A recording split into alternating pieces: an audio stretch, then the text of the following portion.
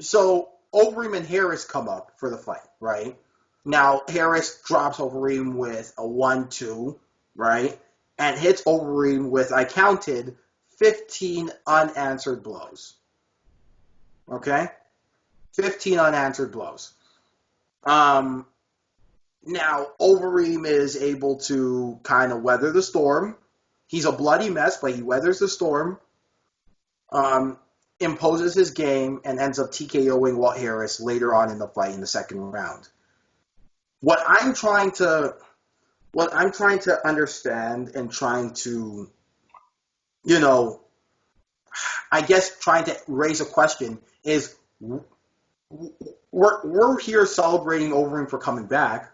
We're here celebrating Overeem for kind of weathering the storm, but at the same time, Cruz wasn't given that opportunity. Now, look, again, I don't think it was a bad stoppage.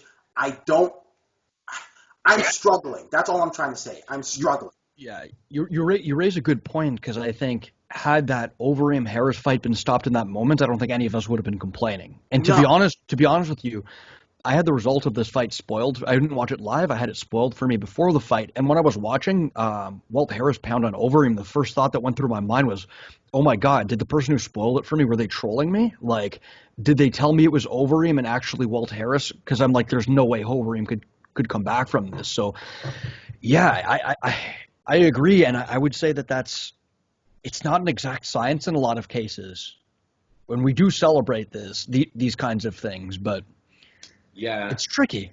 I think it's dangerous to start getting into kind of a numbers game where we're counting shots and saying, like, if you receive 5 unanswered shots, then objectively you have not defended yourself. I agree.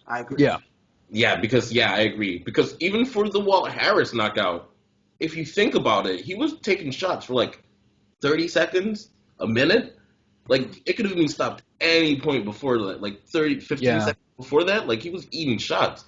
I just quickly looked up the this question of who refereed the BMF fight, because when you were talking about we should be more forgiving of early stoppages than late stoppages.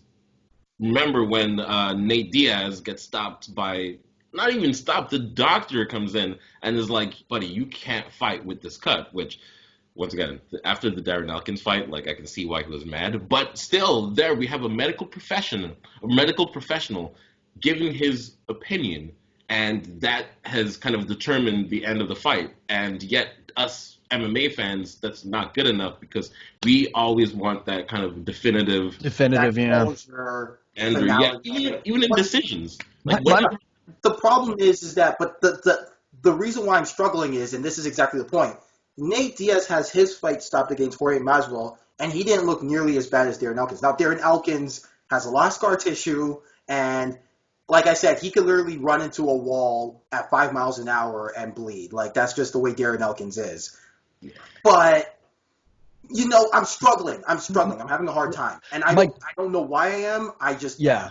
And Can I just one thing that we don't have the advantage of is a close-up view of the cut, because we don't know if the doctor could see Nate Diaz's skull through his eyebrow. That could very well be the case. And at the same time, just quickly, the disagree with me if you like, I don't think the Diaz-Masvidal fight was in the slightest competitive. I thought that was a beating. Yeah, I think that was there were good grounds for that to be stopped. No, that was a beating. I would definitely agree with that. But I just wanted to touch on you could see his skull. Mowgli Benitez versus Morales in, like, what was it, 249? Like, with the one with the shin, where his shin splits open, and between rounds, they're putting, like, a swab, like a Q-tip on his shin, and you can see the bone. I mean, if that doesn't stop a fight, like... What does? Like, what I'm trying to say? I think we're a little more uncomfortable about facial injuries. But I guess. And they made an excellent point, and I'm so happy somebody's made this point for me, so I didn't even have to do any thinking about it. But think about Luke Rockhold and how, from checking kicks from Yoel Romero, from Yoel Romero checking his kick, he needs to get skin grafts, and it's pretty much a chronic condition moving forward. That every time he gets he kicks a hard surface and it's checked or it's too hard, he could get a swelling and an injury. how is a shin injury like that any less impactful than like a cut on your face?